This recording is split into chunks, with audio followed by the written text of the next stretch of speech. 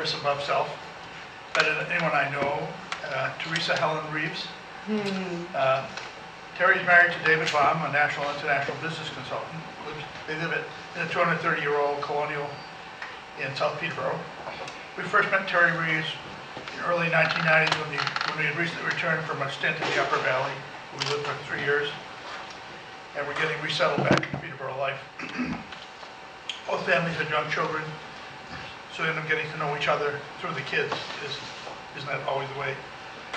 Around that time, my wife Laura and Nancy Brown came up with the idea of creating a local arts festival for young children.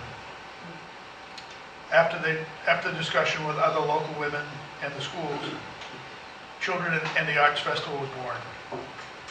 Susan Dunholter, one of the mothers, created the logo, you see up here, and it has become a popular annual event ever since. The first one was run in May 1993. Highlight quickly became the Children's Parade, which this is the front of the Children's Parade. And Terry saw an opportunity to do something a little different. So she went to Vermont to Bread Circus and learned how to make these giant puppets. And she came back and trained volunteers and the kids to do them.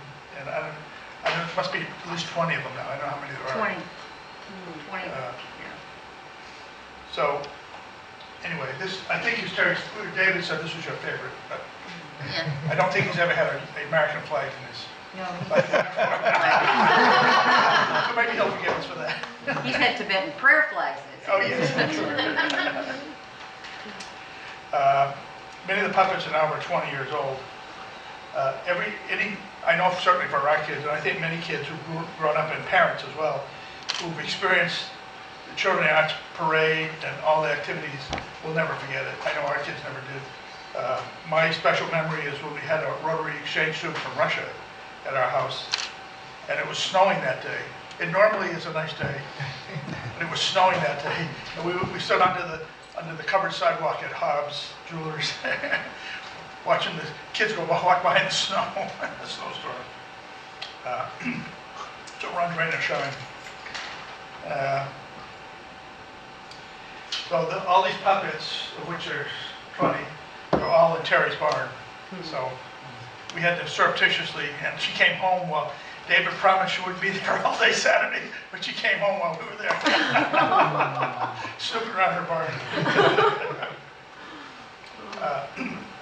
Terry chaired the committee for many, many years, and her enthusiasm really kept it going. As you know, these things, just like Laura has kept Pancake Breakfast going, it takes at least one person to anything like this. Someone's enthusiasm has to pull it along, and it was Terry's here. Her dedication to promote children's arts programs has kept the festival going over 20 years. She's also contributed to many other local businesses and organizations.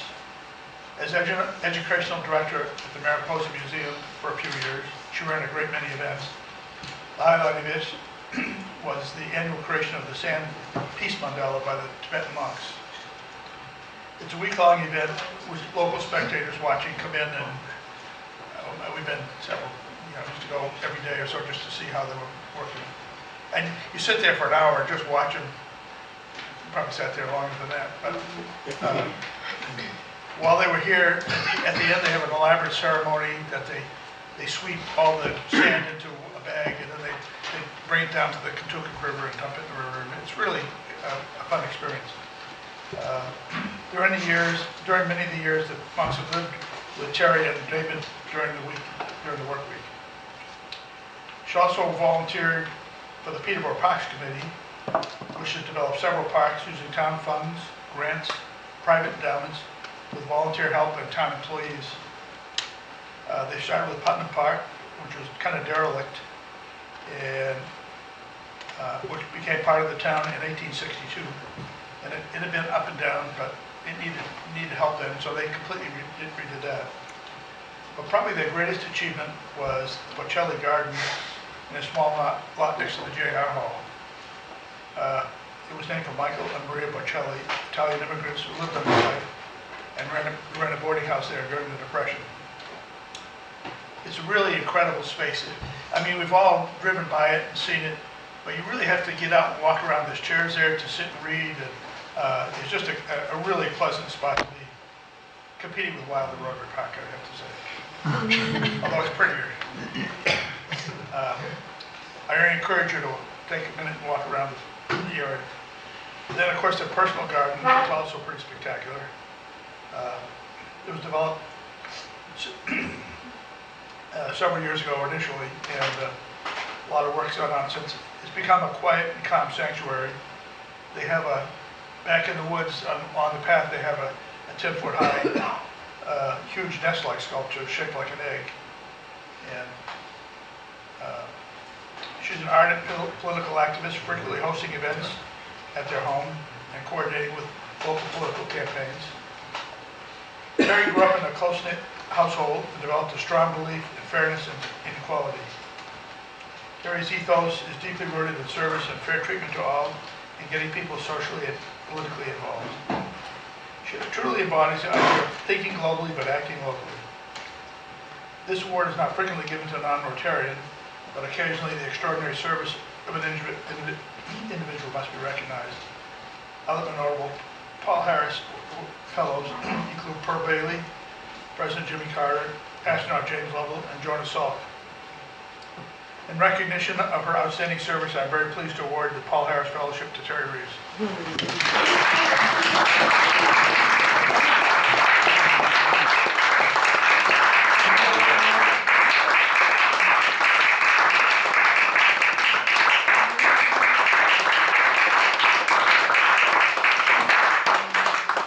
You get a pin too. Oh, goody. I try not to use that. Oh, They were good with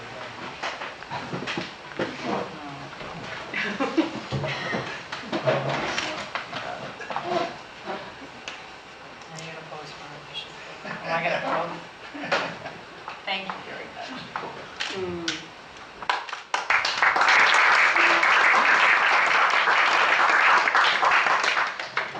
Absolutely, say whatever you like. I'm very honored. That was a lovely introduction, and I'm really touched.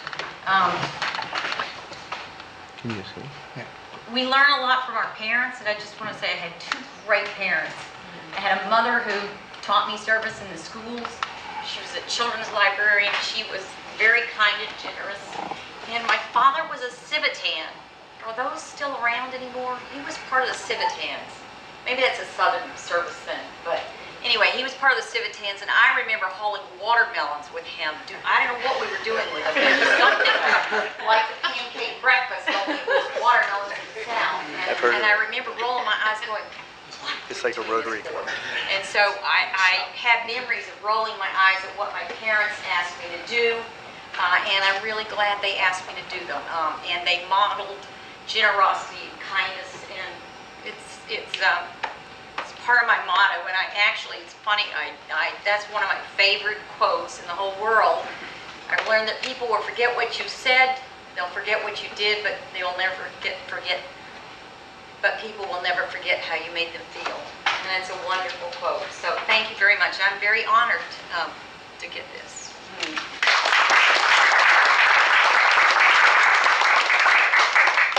Thank you. Thank you for coming back from